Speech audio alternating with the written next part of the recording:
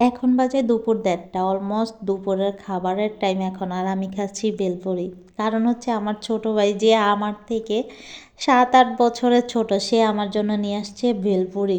কি মনে করে বড় বোনের জন্য এই দুপুরবেলা ভেলপুরি নিয়ে আসছে সেই জানে।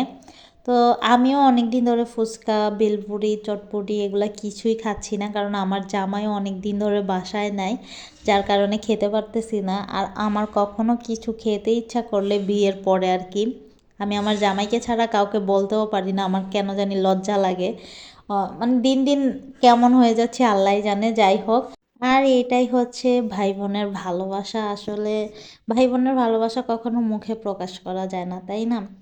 তো যাই হোক, দুনিয়াতে আপনার ভাই বোন থাকাটা হচ্ছে অনেক বড় ব্যাপার, যে আমার একটা ভাই আছে বা আমার একটা ছোট বোন আছে, এইটা বলতে পারাটাই তো অনেক কিছু। অনেকের তো সেই সৌভাগ্যও হয় না, আল্লাহর রহমত এগুলা। যাই হোক, বেলপুরিটা অনেক মজা ছিল। Thank you so much.